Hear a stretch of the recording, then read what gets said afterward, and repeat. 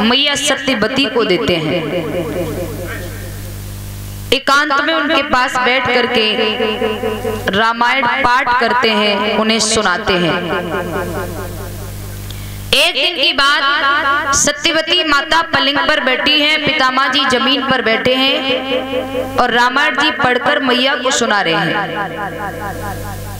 हुआ ऐसा, सुनते सुनते मैया सत्यवती को नींद आ गई। माता सत्यवती वहीं लेट गई पलंग पर। करवट लिया तो मैया सत्यवती का एक पैर जमीन पर पलंग से चला गया, लटक गया नीचे।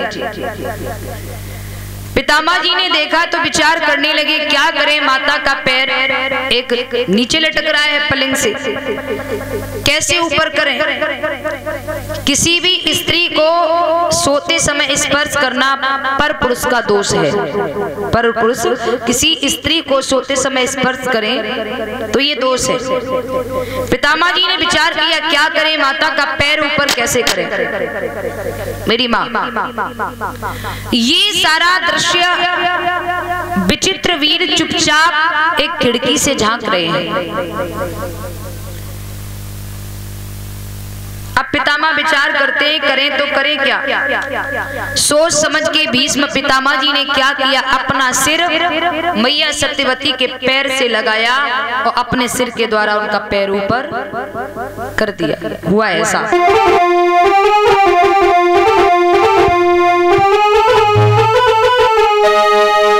अरे सोच समझ के भीष्म ने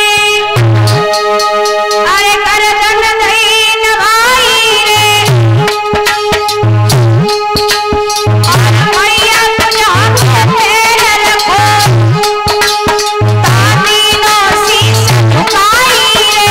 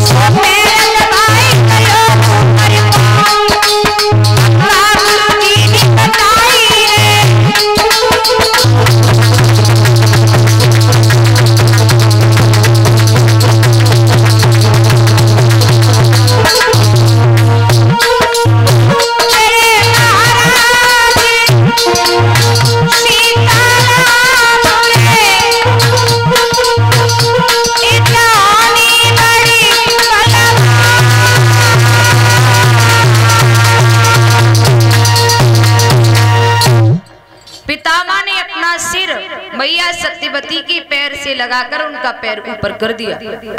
विचित्र वीर ने देखा तो विचित्र वीर सोचने लगे, उनके अंदर कुछ गलत सोच आ गई।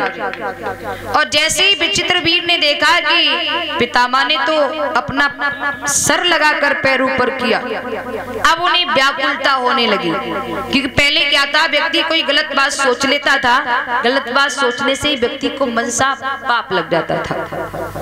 विचित्र वीर को मनसा पाप लग गया। सुबह पितामह उठ करके स्नान के बाद एक लोटा जल सूर्य को दे रहे थे। पीछे से विचित्र वीर आए। विचित्र वीर कहने लगे, भैया एक बात बताओ। बोले क्या? किसी को मनसा पाप लगा हो तो व्यक्ति मनसा पाप से छुटकारा कैसे पाएगा? उन्होंने ये नहीं कहा कि हमें मनसा पाप लगो, उन्होंने ये कहा किसी को मनसा पाप लग गया हो तो व्यक्ति मनसा पाप से छुटकारा कैसे पाए। पितामह समझ गए सारी बात।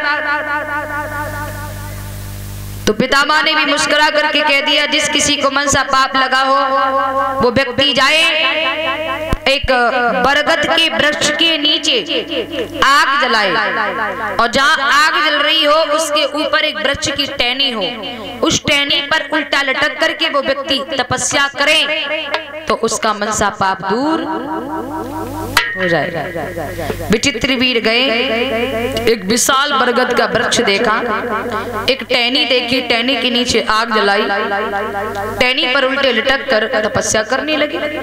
अब नीचे से आग जल रही भैया, ऊपर से वे उल्टे लटके हैं, धुआं लग रहे हैं। यहाँ विचित्र वीर को एक बीमारी बन गई, कौन सी?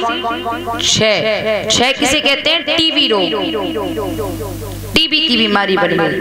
अंत में विचित्र वीर की भी मृत्यु हो गई। जब विचित्र वीर की मृत्यु हो गई, अब तो मैया सत्यवती को और ज्यादा चिंता। सत्यवती सोचने लगी, हमारे घर में दो दो लोहरी बहू है, हमारी पुत्र वधुएं हैं दो दो, लेकिन पुत्र किसी से नहीं है। माता सत्यवती को बड़ी चिंता हुई। माता सत्यवती ने पितामह को पास में बुलाया, जवाब दो लाला, मेरी बात सुनो। बोले क्या? एक काम करो। बोले क्या? ऐसा करो कि तुम्हारे घर में ये दो दो लोहरी तुम्हारी भौजाई घूम रही हैं, संतान किसी से नहीं है, तुम्हारे दोनों भाई भी मारे गए। ऐसा करो तुम ही कुछ सहयोग कर दो जिससे घर में पुत्र रतन की प्राप्ति हो जाए। पितामह हंस करके कहने लगे, मैया कैसी बात करती हो? ऐसा तो मैं करना तो बहुत बड़ी बात है, मैं सोच भी नहीं सकता हूँ। क्योंकि सुनो मैया, आनो जो वधु भगिनी सुत नारी सुत सट कन्या समुच्चारी, यानी छोटे भाई की बहू या लड़के की बहू या अपनी बहन, ये सब एक समान होती है। इन पर जो कुदृष्टि डालता है वो बहुत बड़ा पापी होता है। इसलिए माँ मैं ऐसा नहीं कर सकता हूँ। सत्यवती कहने लगी, लाला तो कुछ करो। पितामह कहने लगे, परेशान मत।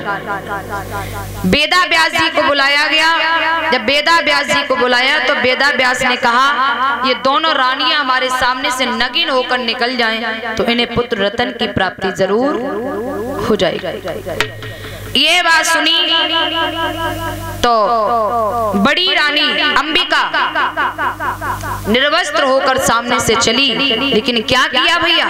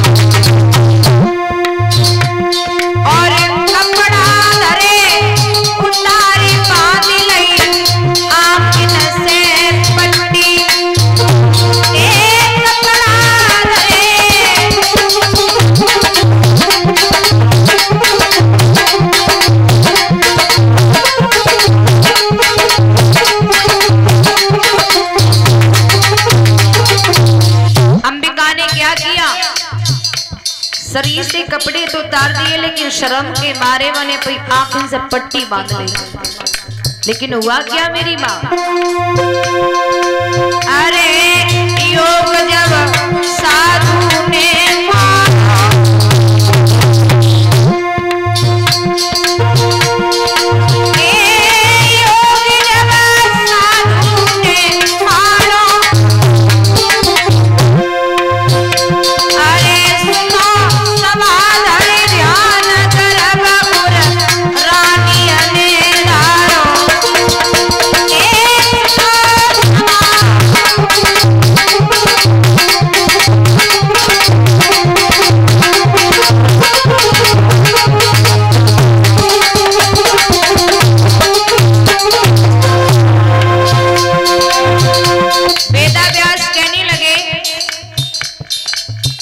हे माता सत्यवती, तुम्हारी इस बड़ी पुत्र वधु अंबिका के पेट में बालक तो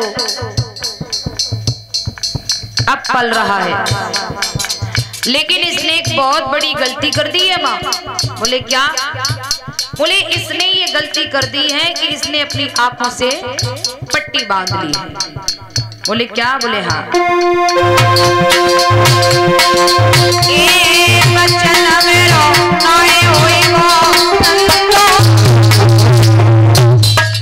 वेदा व्यास कह रहे हैं सुनो, मेरा वचन झूठ नहीं होगा।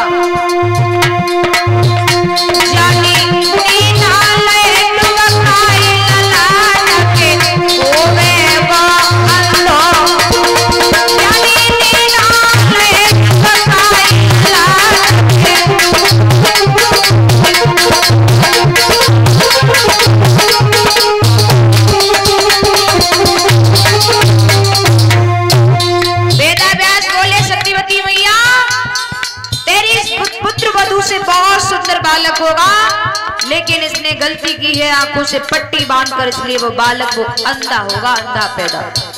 क्या? बोले हाँ। अब दूसरी रानी अंबालिका से कहा बेटी तुम जाओ। अंबालिका ने अपने शरीर से वस्त्र उतारे, लेकिन शर्म के मारे अंबालिका ने कहा करो अपने शरीर से पोता मिट्टी लपेट ली। पोता मिट्टी समझते हैं ना? समझो क्या नहीं? हाँ समझो। पोता मिट्टी लपेट ली और क्या किया है अंबालिका ने?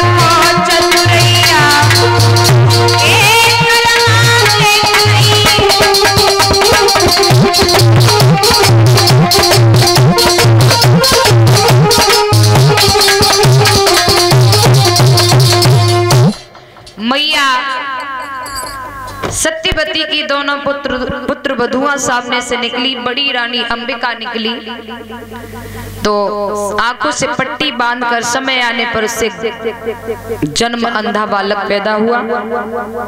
अंबालिका शरीर से पोता मिट्टी लपेटकर निकली तो उससे एक बालक हुआ, उसका नाम पांडु रखा। बड़ी रानी से जो लाला भैया उसका नाम प्यारे धृतराष्ट्र रखा। तो दासी को मालूम पड़ा कि ये दोनों रानियां नगीन होकर क्यों निकली, तो सत्यवती ने बताया कि ब्याह जी के सामने जो भी सामने निकल जाएगी निर्वस्त्र होकर तो उसके एक सुत की प्राप्ति होगी। तो दासी ने सोची हमारे कोई बालक ना है। दासी ने कपड़ा उतारे, लेकिन दासी संशय करती हुई बड़बड़ाती हुई ऐसे कौन सा महात्मा है वो जो नगिन है कि निकल जाएंगी तो बालक है जाएगा। बड़बड़ाती हुई दासी निकली निर्वस्त्र होकर। तो समय आने पर उस दासी से भी महात्मा विदुर जी का जन्म हुआ। बोलिए गोविंद भगवान की। प्यारे महाराज पांडु का विवाह गांधारी के साथ हुआ। महाराज धृतराष्ट्र का विवाह गांधारी के साथ हुआ। महाराज पांडु का विवाह महारानी कुंती के साथ हुआ। और एक विवाह नहीं, महाराज पांडु जी के 2 विवाह हुए हैं। महाराज पांडु जी के 2 विवाह हुए। पहला विवाह कुंती के साथ। एक बात और बताएं प्यारे, ये कुंती कौन थी? जी, श्रीमान श्री मनोज यादव भैया मोटर मालिक इसी गांव गणेशपुर से हैं। 201 मुद्राओं से छोटी बहन को आशीर्वाद प्रदान कर रहे हैं बड़े भैया जी। बड़े भैया का आशीर्वाद छोटी बहन के सर पर बना रहे, जिससे बहन अपनी मंजिल को प्राप्त करे। प्यास से भैया के लिए दीर्घायु की कामना है, सुख समृद्धि भैया के जीवन में बनी रहे, लक्ष्मी दाई निवास करती रहे, प्यास से भगवान से प्रार्थना है। बोलिए सच्चिदानंद भगवान की महाराज। और ये कुंती कौन थी? ये कुंती राजा सूरसेन की बिटिया थी, परीक्षित महाराज। पहले इसका नाम था प्रथा। महाराज सूरसेन के परम मित्र थे कौन? राजा कुंतभोज। इनके कोई संतान नहीं थी, तो सूरसेन से इन्होंने कुंती गोद ले ली, यानी प्रथा गोद ले ली। तब इसका नाम प्रथा हटाकर कुंती रख दिया गया। बोलिए गोविंद भगवान की। और दूसरा विवाह माधुरी के साथ हुआ, जिन्हें माधुरी भी कहते हैं माताओं। एक दिन महाराज पांडु जी शिकार के लिए गए, तो धोखे से उन्होंने एक हिरण को, जो हिरणी के साथ रति आशना कर रहा था, हिरण को धोखे से बाण मार दिया। तो हिरण ने मरते मरते महाराज पांडु को एक श्राप दे दिया कि हम आपको श्राप देते हैं, जिस अवस्था में मैं मर रहा हूँ उसी अवस्था में आपकी भी मृत्यु होगी। यानी आप भी अपनी स्त्री के शरीर का स्पर्श करोगे तो इससे आपकी भी मृत्यु। महाराज पांडु ने मानवी भाषा में श्राप सुना, तो दोनों रानियों को साथ में लिया और जंगल में भगवान का भजन करने गए। जंगल में जाकर दोनों रानियां भी भजन करती हैं भगवान का। जंगल में जाकर मैया कुंती ने सबसे पहले धर्मराज जी का आह्वान किया। तो धर्मराज जी का जब आह्वान किया तो कुंती से युधिष्ठिर का जन्म हुआ। उसके बाद इंद्रदेव का ध्यान किया तो अर्जुन का ध्यान किया, वो अर्जुन का जन्म हुआ। और वायुदेव का ध्यान किया तो भीमसेन का जन्म हुआ। ये कुंती के 3 बेटा थे श्रोताओ, कुंती के 3 बेटा थे।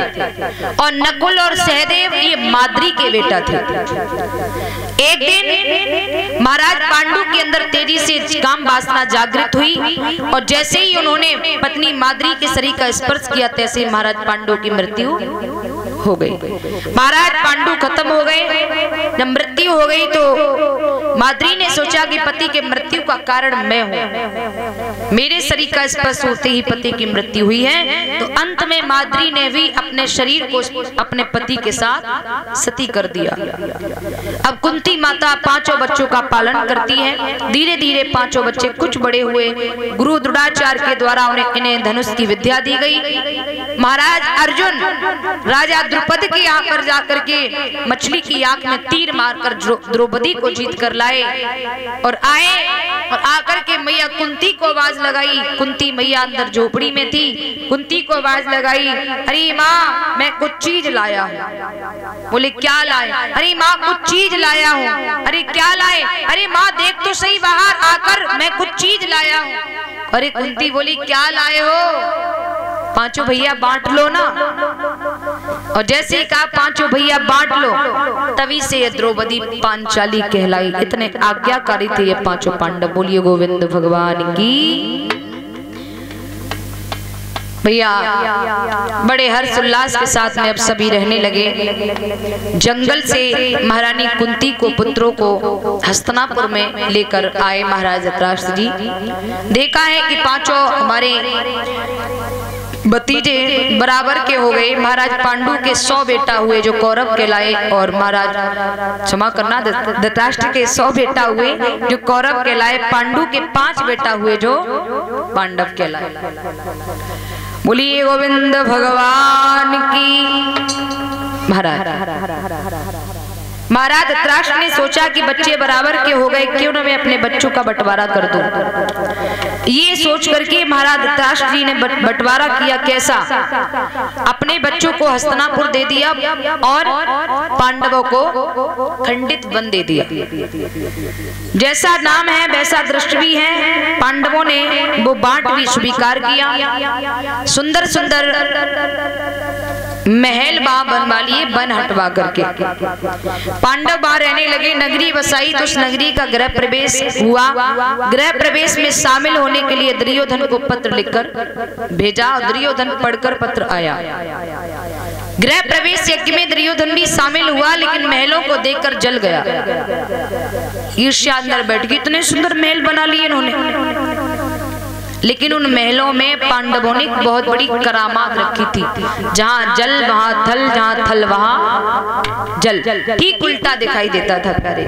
ये बात दुर्योधन को नहीं मालूम थी कि महलों में करामात है। जिधर उसे थल दिखाई दिया सूखा, लेकिन उधर पानी भरा है। और जैसे ही उधर बढ़ा, जैसे चम्मच से पानी में गिरा। द्रौपदी अट्टा पर खड़े होके देख रही, और जैसे ही द्रौपदी ने देखो ठट्टा मार के हंसी, बोली जेठ जी आज मालूम पड़ गई अंधन के तो प्यारे। वो कहते हैं ना कि मर्द की बंदूक से निकाली हुई गोली और स्त्री के मुंह से निकाली हुई बोली बराबर काम करती है। अच्छा, आखिर में द्रौपदी का महाराज, आखिर में द्रौपदी का दुर्योधन जेठ लगता था। ये भी पूछ सकती थी दादाजी आप ठीक तो हैं, दादाजी आपको चोट तो नहीं आई है, लेकिन नहीं पूछा। कहते हैं ना किंचित कालो भोग यानी यौवनानि धनानि च।